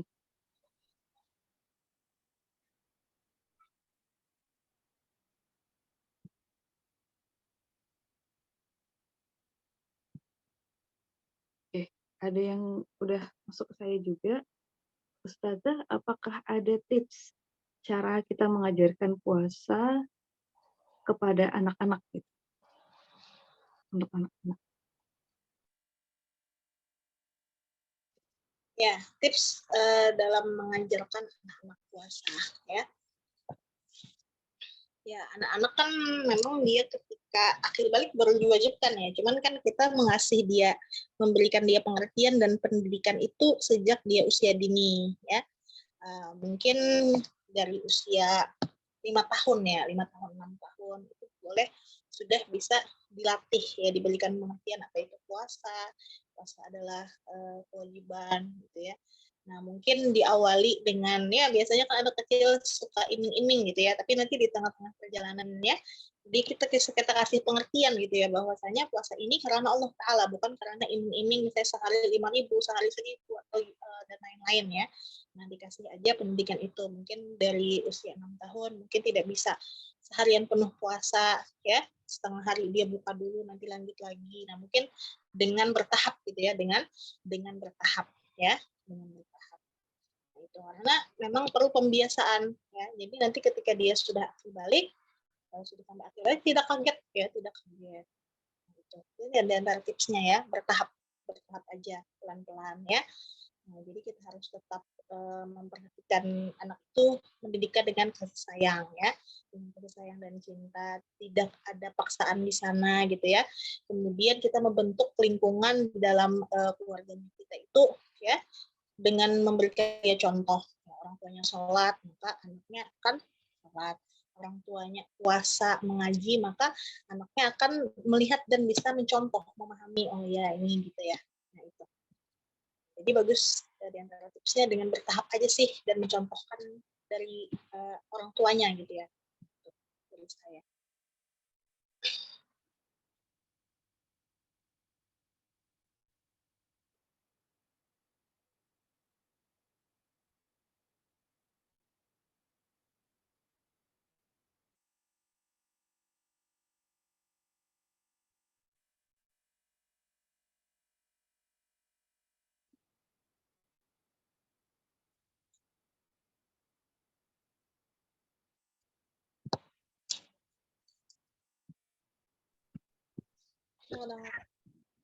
Mic-nya Sylvie. Astagfirullah, apaan? Oke. Apa Ustazah, jadi ada pertanyaan yang masuk kepada saya tentang ghibah. Pekerjaan saya adalah menghadapi masyarakat Ustazah, di mana ada diskusi-diskusi yang mengharuskan membahas karakter seseorang atau target program. Hal ini diperlukan untuk merancang program kemasyarakatan. Apakah ini termasuk hibah? Tafadhol Ustaz. Ya, tadi kan ada keperluannya gitu ya.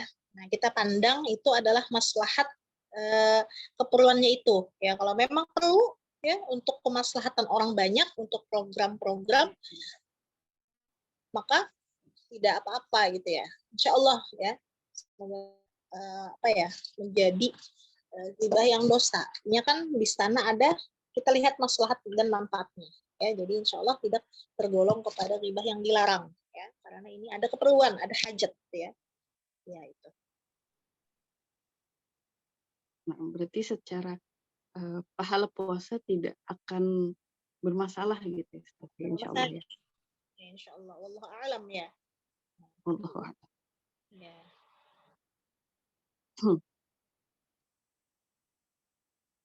Oke. Baik, sudah ada yang masuk lagi tentang yang membatalkan puasa Ustazah karena sudah rutin berenang sebelum Ramadan. Apakah berenang pada bulan Ramadan itu membatalkan puasa? Fadhol Ustazah.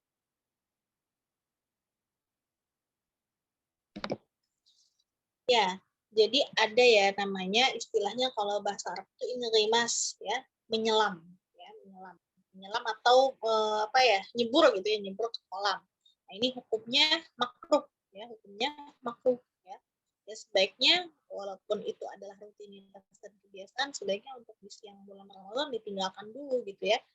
Nah, karena kalau kita nyebur tadi ke kolam gitu ya, maksudnya air masuk ke dalam lubang di dalam tubuh kita. Itu misalnya ke bulu-bulu ya, telinga. Ini misalnya kentut kan, itunya apa?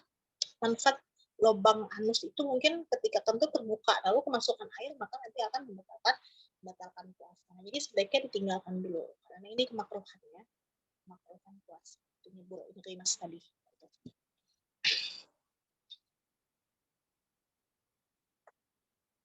Baik, Ustaz, terima kasih.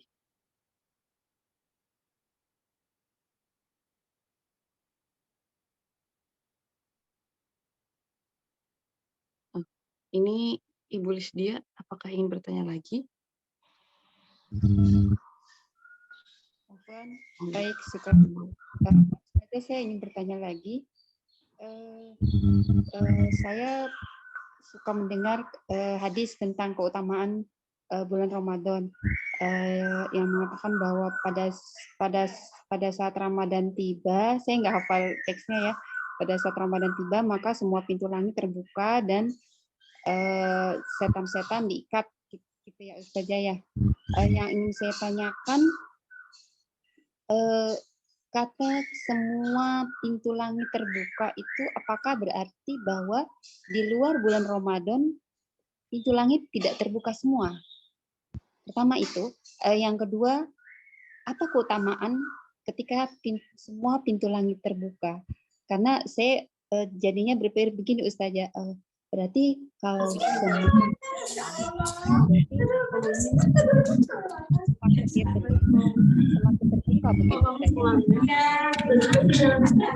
Iya, dia nggak kesini-sini karena sekolah. Tahu webinar itu? Iya. Webinar yang pian itu. Iya. Dari malam sampai.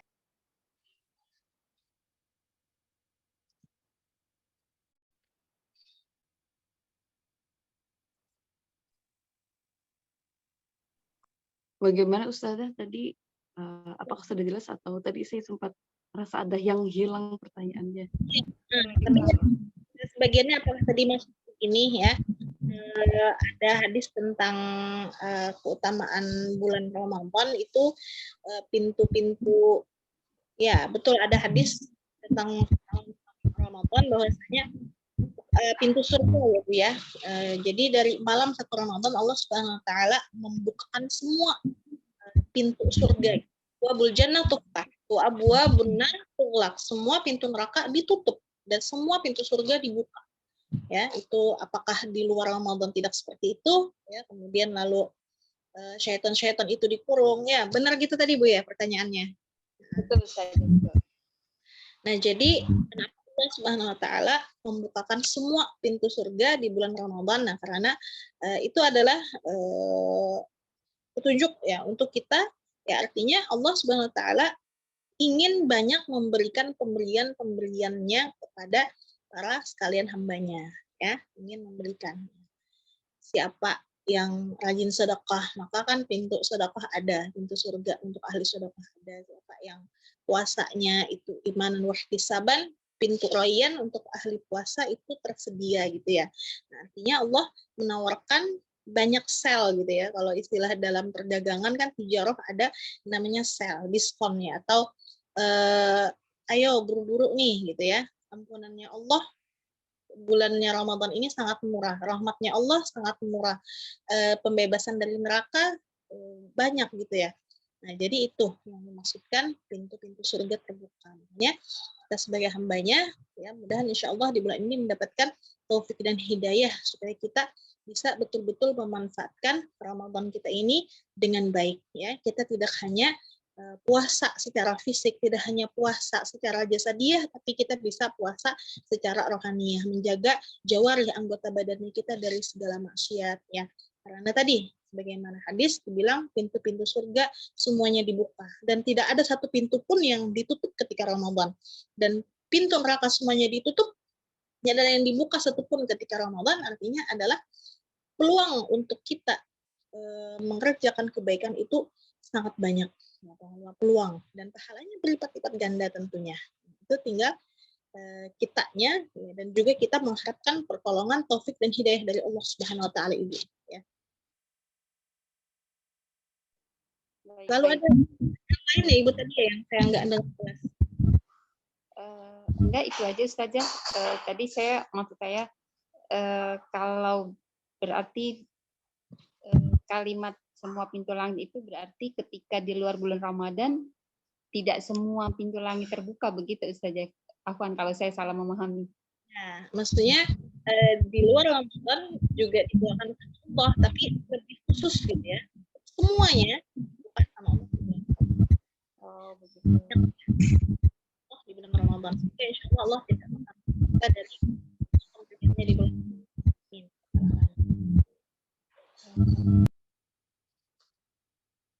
Insyaallah, jazakallah khair Ustazah.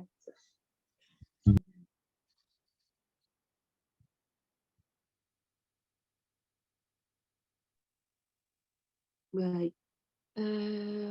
Sepertinya tadi adalah pertanyaan terakhir ya. Gimana teman-teman? Iya, insya Allah tadi adalah pertanyaan terakhir. Baiklah, Ustazah, sebelum diakhiri ada closing statement? Apa ya? Ya Allah, mudah-mudahan insya Allah taqabbalallah minna wa minkum. Semoga Allah menerima ibadah puasa kita. Mudah-mudahan insya Allah puasa kita menjadi puasa yang berkualitas. Kita mendapatkan Lailatul Qadar insya Allah di bulan ini. Amin ya rabbal Amin, alamin. amin. Ya, karena kan 10 hari pertama Ramadan itu Allah Subhanahu wa taala membagi-bagikan kasih sayangnya. Karena bulan Ramadan awaluhu rahmah. 10 hari pertamanya adalah kasih sayang Allah. Makanya kita dianjurkan untuk banyak berzikir Allahumma arhamni birahmatika ya arhamar rahimin 100 kali sehari ya. Nah, kemudian nanti di 10 hari yang kedua bulan Ramadan itu Allah sel ya, itu ampunan maghfirah. Wa ausatuhu maghfirah. Hari 10 yang pertengahan itu adalah Allah membagi-bagikan keampunan. Siapa yang mau minta ampun, aku ampuni, kata Allah. Ya. Dan nanti di 10 malam yang terakhir adalah wa akhiruhu itqun minan nar, pembebasan dari api neraka.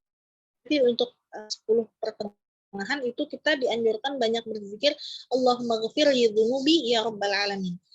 Nanti hari 10 terakhir itu Allah sel tentang pembebasan dari api neraka. Bacaan zikirnya adalah Allahumma a'tiqni minan nar wa adkhilnil jannah bi rahmatika ya arhamar rahimin. Ya. Dan insyaallah kita mendapatkan semua pemberian-pemberian Allah di bulan Ramadan ini. Amin ya rabbal alamin. Mungkin itu saja dari Ulun. Ulun minta maaf ya kalau ada kekurangan dan kesalahan. Ya. Ulun kembalikan kepada moderator. Alhamdulillah, Masya Allah. Jazakillahu khairan, Ustazah. Baik teman-teman, tadi adalah sesi materi kita. Dengan berakhirnya pertanyaan tadi, berakhir pula sesi materi kita. Dan dari Ana, izin membacakan sedikit kesimpulan dari materi kita tadi. Pertama berkaitan dengan puasa. Tadi puasa ada puasa wajib dan puasa sunnah. Nah, dan dua ini nanti secara niat juga berbeda. Kalau misalnya puasa wajib itu tidak boleh digabungkan niatnya di antara dua puasa wajib, misalnya puasa Ramadan dengan puasa qada atau puasa qada dengan puasa kafarat begitu. Sementara kalau puasa sunnah itu boleh digabungkan niatnya.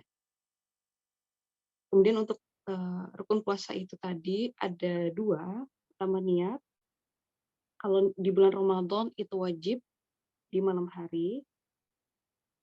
Kemudian kalau untuk sunnah itu boleh dari terbenam matahari sampai pagi dan tidak wajib untuk dilafazkan gitu. Kemudian untuk yang kedua, rukun yang kedua adalah meninggalkan hal-hal yang membatalkan puasa.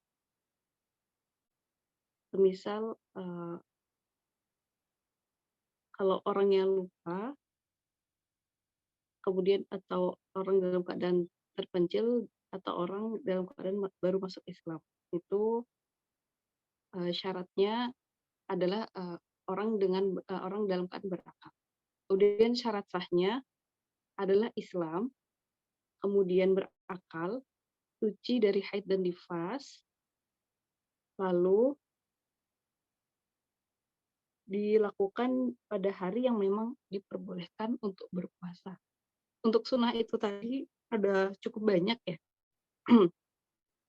Seperti menyegerakan berbuka puasa, kemudian melaksanakan sahur meskipun hanya seteguk air karena terdapat barokah di sana, kemudian mengakhirkan waktu sahur, lalu berhenti makan dan minum ketika waktu imsak sebagai bentuk kehati-hatian. Lalu ketika berbuka puasa itu hendaknya dengan yang manis, dan jikalau ada kurma maka itu diutamakan, yaitu kurma basah. Kemudian memperbanyak perbuatan baik dan amal soleh, perbanyak ikut majelis ilmu, dan lain-lain. Kemudian untuk yang membatalkan berpuasa. Nah, untuk yang membatalkan puasa ini ada dua juga, yang membatalkan pahalanya saja, sehingga tidak diwajibkan untuk qada. Kemudian ada juga yang membatalkan puasanya serta pahalanya sehingga diwajibkan untuk mengqada juga. Nah, untuk yang puasanya tidak membatalkan puasa tapi membatalkan pahalanya, itu contohnya tadi adalah ghibah, adu domba, dan fitnah. Untuk yang membatalkan puasa serta membatalkan pahalanya ada bermesra,